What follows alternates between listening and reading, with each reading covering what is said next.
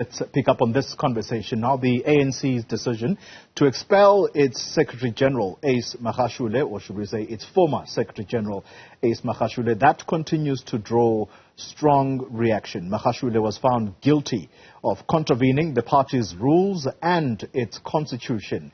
Professor Bheki Mngomezulu is director at the Center for the Advancement of Non-racialism and Democracy at Nelson Mandela University. He says the decision was legally sound, however, politically, it was flawed. Well, he joins me now to expand on that particular piece that he has written. Prof, good morning to you and thank you for your time. The ANC, it said Mr. Magashule was given time not only to explain himself to the National Disciplinary Committee, but he also was given the time to apologize to the president. He didn't do all of that, and so he was shown the door. How is the ANC wrong in expelling him? Good morning and good morning to your viewers. Maybe let's get this thing straight.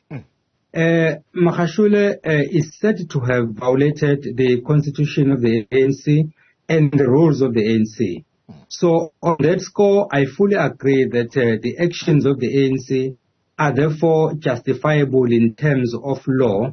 But then there is something very interesting here. At no point did Magashule offend the president. He offended the ANC. So if you expect him to apologize, he must apologize to the party whose constitution is said to have violated and whose rules is said to have violated. But to expect him to also apologize to the president, that is basically punishing someone twice for the same offense. From where I'm standing, that does not make sense. If the ANC has said, you have violated Section 25, 17.2, 17.3 and 17.12, then we are charging you. We have violated Section 12, or Rule 12.1 and 12.220. We are charging you, and then we are giving you 7 days to indicate to us, first of all, to apologize, and then to the party, and then to basically tell us why we should not suspend you, and underline that, suspend and not expel. Yeah. Because you cannot just immediately expel someone having not suspended him. Because people are confusing the fact that Magashule was suspended from his position as SG in 2021. That's a different story altogether. He was suspended from his position as the SG of the party in line with the 2017 resolution of the ANC. There was nothing wrong with that. Yeah. But then on this one, they were supposed to have given him an opportunity to explain himself, as they said, in 7 days, but then say, if you fail, we're going to suspend you, not to expel you. Those are the nitty-gritties, Professor, that you have just given, and well and good for us to understand the background to all of this. But someone listening is saying, we're crying over spilled milk. What is the purpose of all of this? In your piece, you are intimating that there could be political repercussions to Magashule being expelled. Am I understanding you correctly? Absolutely, Putole. And in fact, I didn't mince my words on that one. Because I'm saying that if you look at this issue in broader context, you are going to find a lot of things which we wouldn't necessarily find if we were to look at a micro level. For instance, the main crime that Magashule has committed was basically to write to the president of the party, suspending him on the Phala matter. So already you have an issue with the Phala matter coming in here. And then, of course, you know what happened to Busisiwe Mkhwebane when she also indicated that she was going to investigate the Phala matter. Following day, she was suspended. And then on this one, Magashule wrote to the president on the same issue. And then, of course, you know what has happened. Then I'm saying that for people who will be reading this particular incident from a political angle, not necessarily from a legal angle or a constitutional angle, they are going to say this is, in a way, an attempt to silence anyone who raises the Phala matter, which is, in fact, an issue of national importance. Yeah. So then there are people who are voting for the ANC, but who are not necessarily members of the ANC. Therefore, they will not be privy to the internal discussions of the ANC. But then when they go to the elections next year, they are going to say, we are not going to vote for a party that uses its own powers to silence those who are drilling holes in what is happening with the senior leadership of the party. So in my view, that is not politically correct, especially given the time that it happened, and also given the fact that the president, as the president of the party, used his constitutional prerogative to give the SIO a green light to investigate Magashule. And then now the party is expelling him. So then people who are reading this thing from a distance, who are not necessarily members of the party, might then say, is there any reason for us to vote for the party? If the answer is in the affirmative, yes, that will be okay. But if the answer is in the negative, then the party basically will be on the receiving end of its own decisions.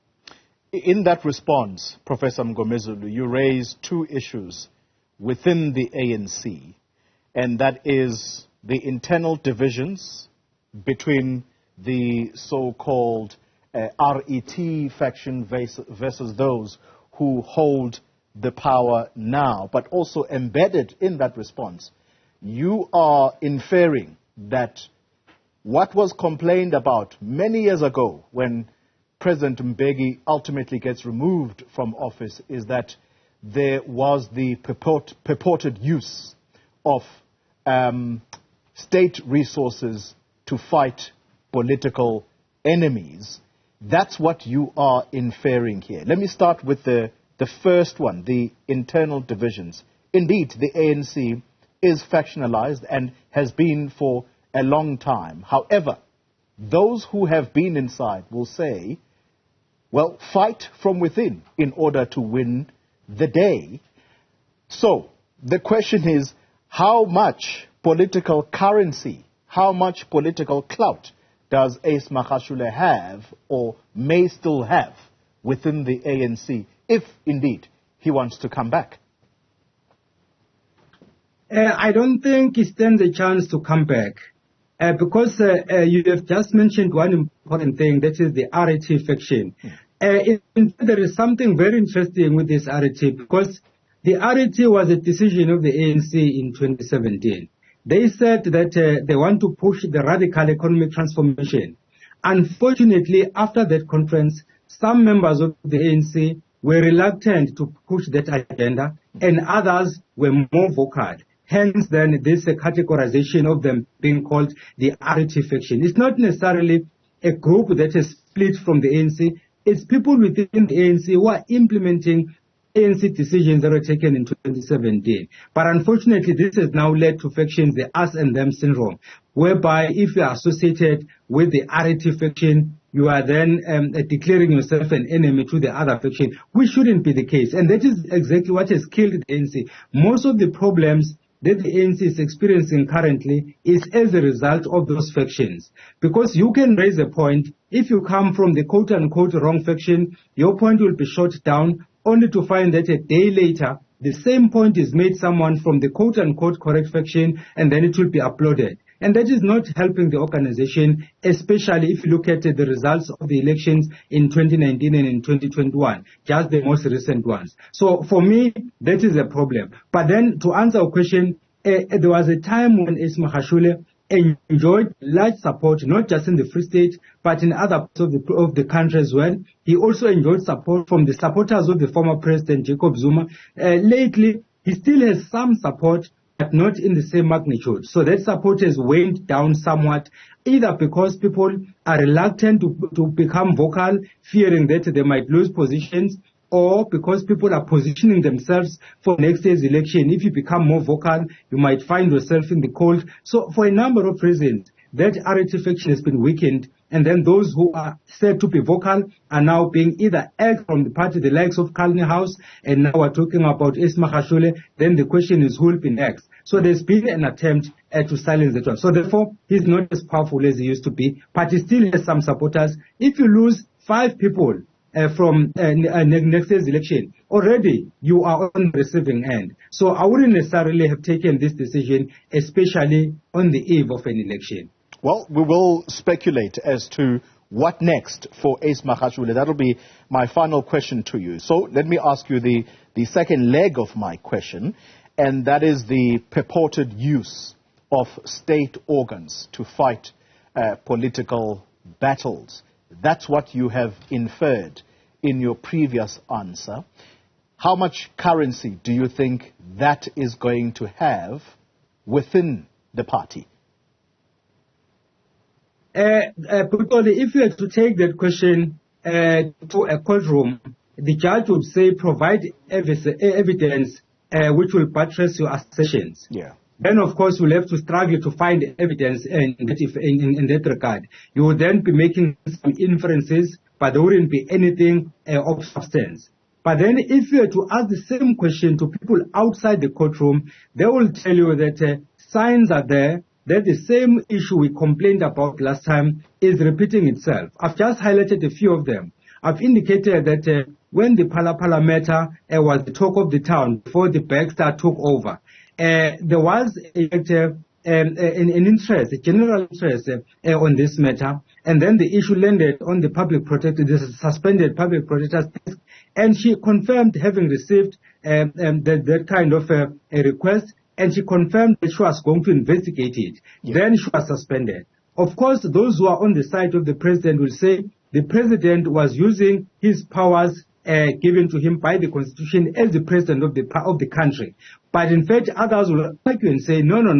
If that was the case, this should have happened a long time ago. Why to make an announcement after the public protector has indicated that she wants to investigate you? Then that becomes an issue. And then, of course, the issue of the SIO and the Ace Magashule. The ANC's National Disciplinary Committee gives Magashule an ultimatum that within 7 days he must explain why he should not be expelled from the party. And then, while we are looking at that, then the president gives the SIO a green light to investigate him. So people who are looking at it from a political standpoint, then they are going to argue and say this amounts to abuse of office. Yeah. Of course, as I say, there is a political angle, and then, of course, there is a legal angle, and the two don't necessarily lead you to the same conclusion.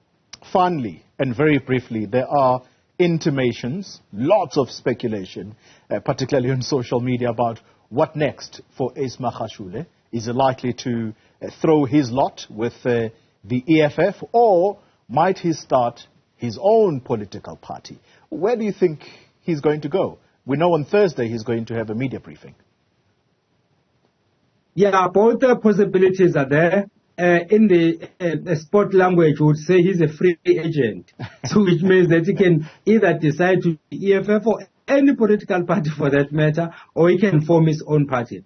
But if I were to advise him, I would say he must do none of the above.